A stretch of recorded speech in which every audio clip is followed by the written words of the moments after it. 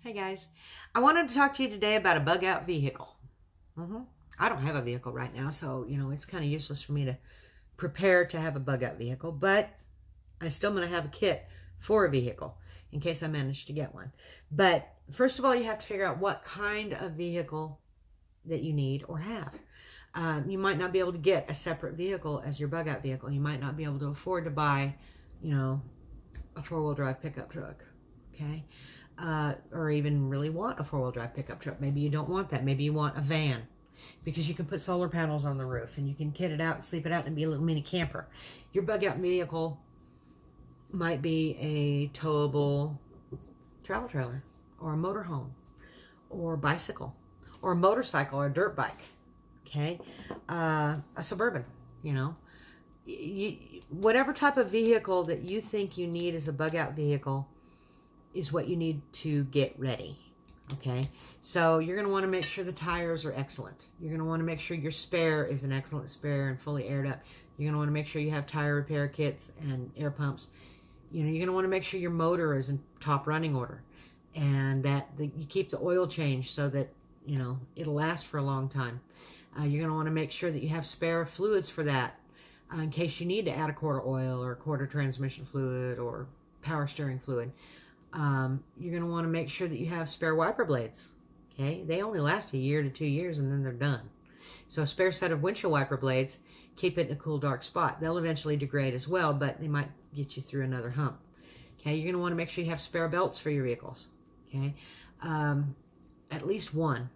Okay, and some vehicles have more than one belt.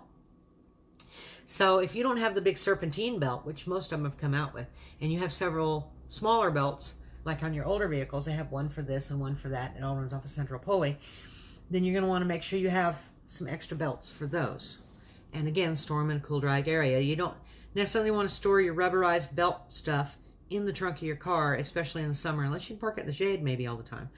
But it gets hot in that trunk. That's why you don't want to store any gasoline in there. You just want to get one of those, I can't remember the name of it now off the top of my head, but it's a little collapsible gas bag can. Now you gotta, look at your situation where you live at as to whether you're going to need a two-wheel drive or a four-wheel drive. Okay, if you live on the plains of Kansas, you probably get away with just a two-wheel drive. Okay, if you live up in the mountains in Colorado, you might want a four-wheel drive. So, and there's a lot of four-wheel drives up there. I'm saying most people have them up there, or a lot of people have them up there. And then there's front-wheel drives. Okay, you got rear wheel, front wheel, and four wheel, and all wheel. Excuse me. But, some vehicles are great. Front-wheel drive vehicles are great, okay? They can get you through a lot of slippery spots, but they're not going to pull you out of a mud hole. So in your kit for your vehicle, you're going to want to come along, or even two, and you're going to want, a couple of really good toe straps, not the cheap, cheesy ones. You want the good toe straps. And to put in there in case you have to winch yourself out of a bad situation. You want a really good jack, a bottle jack or a floor jack. Floor jacks are big and heavy. Bottle jacks take up much less room and are very strong, but they can teeter, so that's something to be careful of. Don't use bumper jacks if you can get away with it. And I'll tell you why. My Uncle Jodan was changing a car, had a bumper jack on it. And the car fell on him and he lost his leg because of a bumper jack. And it didn't go forward or back. It fell sideways because it wasn't perfectly level. Okay, he was changing a flat tire. So try to steer away from the bumper jacks if at all possible, please. If you're going on a bicycle, make sure that you have spare tubes. Okay, a tube repair kit.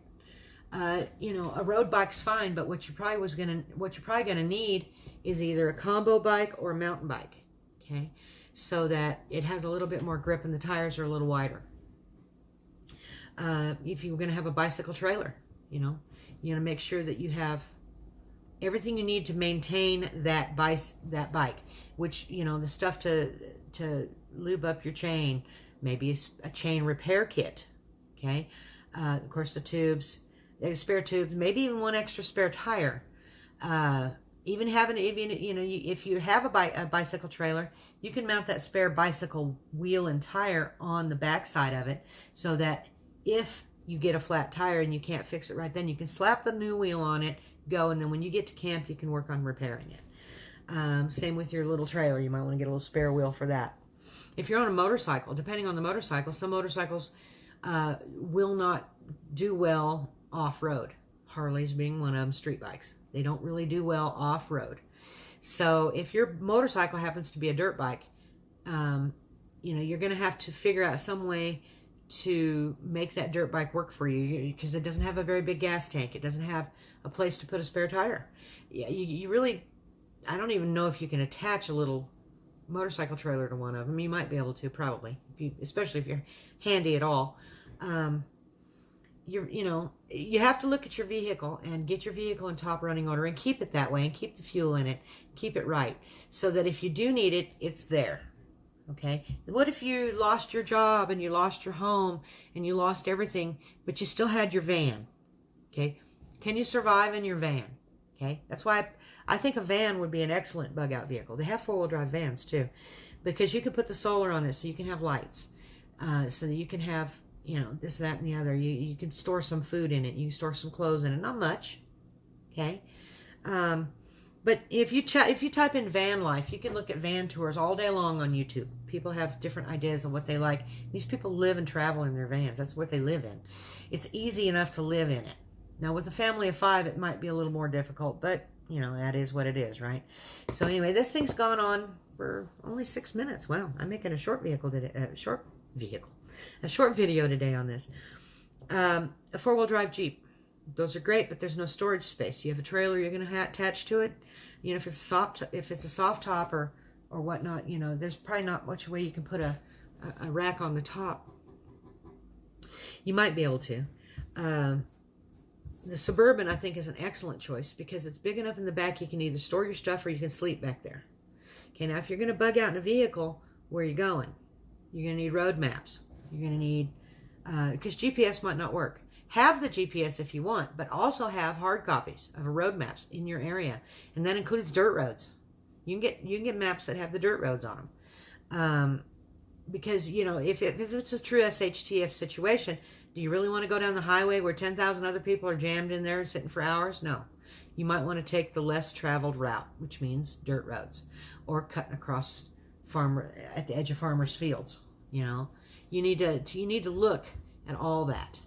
You need to take the time and drive around and find your way around where you don't have to get on a major road, or preferably not have to cross one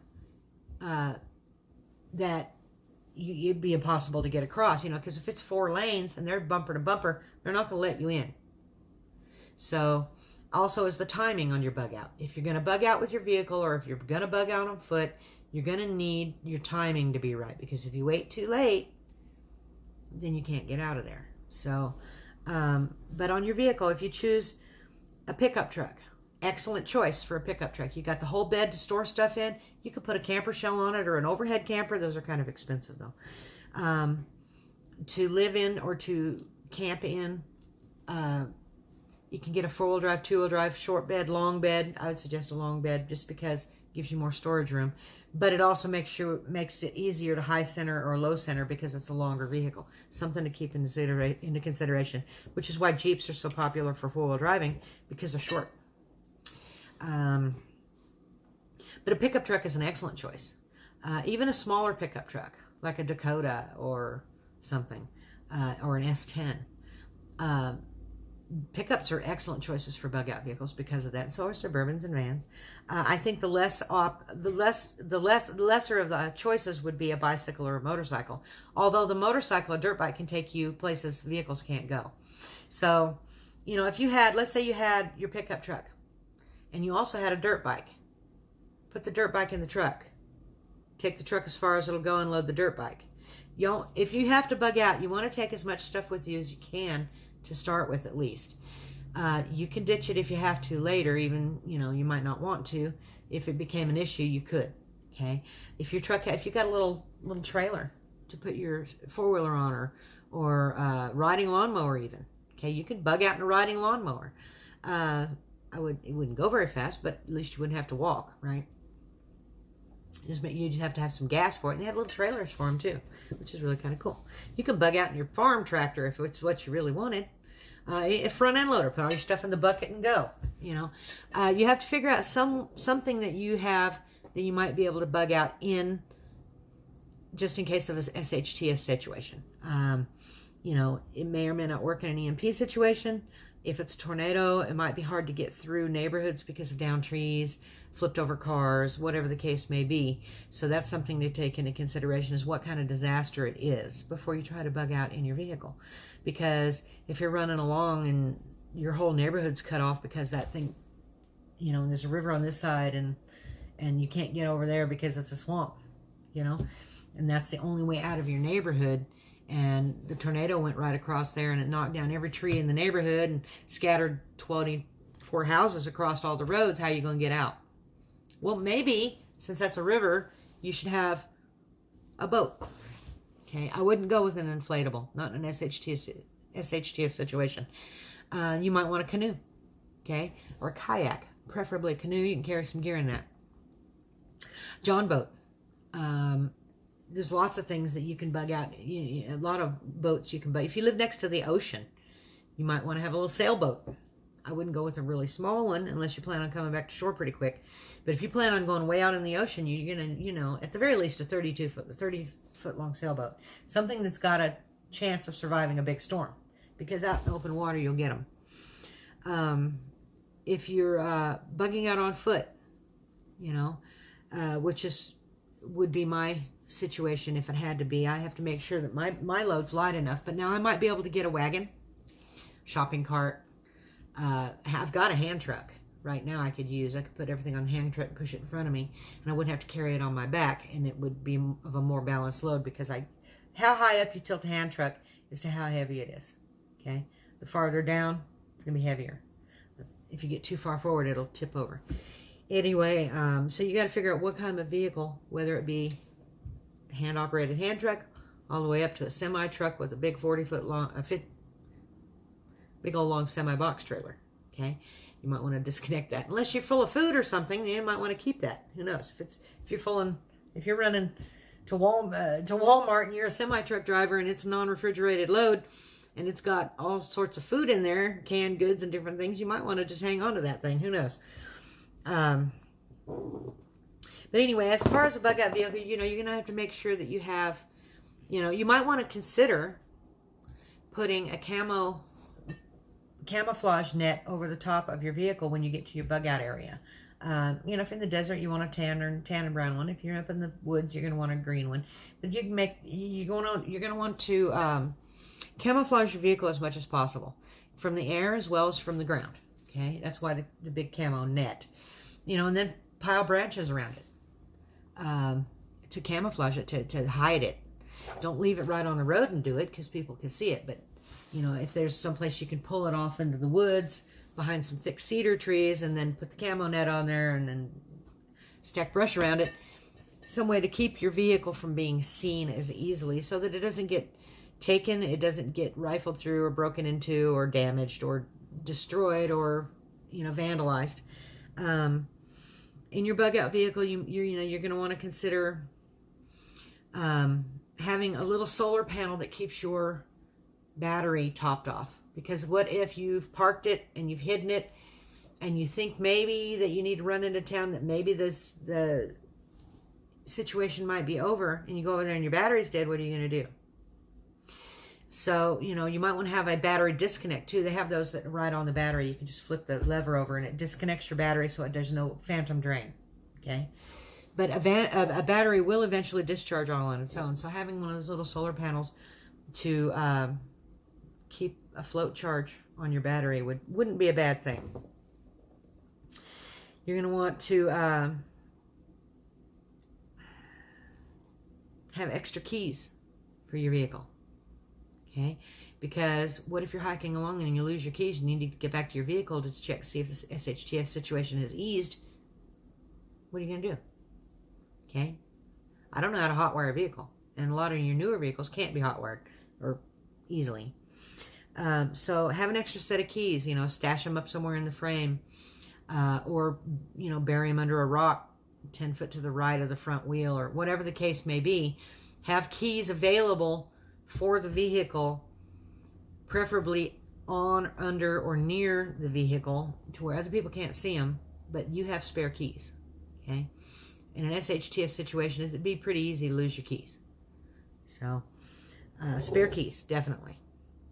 You're going to want jumper cables in your vehicle because let's say you get out to your retreat location and you've parked your vehicle, but you didn't put the solar panel up, okay? And the battery went down. You can take your house battery and put some power via jumper cables into your vehicle battery and get it started and let it charge it up. That being said, you might not always be able to put the house battery in your vehicle because the different size vehicles have different size batteries. And what if your house battery is big and the spot for your vehicle battery is smaller and won't fit down in there? So jumper cables. Okay. You know, you might want to consider, if you're worried about EMP, getting extra stuff for your vehicle, like electronic ignition, a computer. Depending on the, you know, the newer vehicles, you wouldn't be able to afford all that stuff. There's too much computerized stuff on it to begin with. So you might want to consider an EMP shield unit for your vehicle, which is why I have that link down below. But in an older vehicle where you don't have to worry too much about that, you might want to consider, you know, the distributor, the computer, maybe the coil. You have to look at your vehicle and see what might get damaged by electricity. And you also might want to consider storing extra wire because for your vehicle, like electrical wiring. And the reason being is because if you park a vehicle for a long period of time, a lot of time rats will get up in it. They'll chew up all your wiring. So, you know, if you have an older vehicle and the wiring harness isn't too spendy, why don't you order a second wiring harness for it and store it. You have to think about all these aspects like that. What else? That's all I can think of on the mid. You know, in the middle. You get some of that stuff the green slime stuff for your tires if it's just a small hole. You might want to consider having, you know, get a couple of those. Not, you know, you'd have to have something to shoot a big amount of air into it, but you can get a new valve stem and valve cores to put them in with your tire kit in case you're running along and a rock pinches your valve core and puts a big cut in it. I've had that happen. So you might be able to reach in there and pull the new valve core in there. And then you have to worry about inflating that tire. But now there is a way to do it with starting fluid and a lighter and a rope. It's dangerous, but if that's your only recourse, that may be what you have to do. You know, to reseat that tire back on the rim. But like I said, it could be dangerous. So you don't want to do that lightly, okay? And you better know what you're doing when you do it, because even then you might get hurt. But if it's no other choice available, it might be something you need to know. And I'm not going to tell you how to do it because I don't want to be responsible if somebody tries it and blows themselves up. I know how to do it. But anyway, guys, you know, definitely want to, if I could get you to hit the thumbs up, you know, and like it, comment, subscribe, share it with your friends, share it on Twitter, share it on Facebook. Check out my links down below, and y'all come back and see me.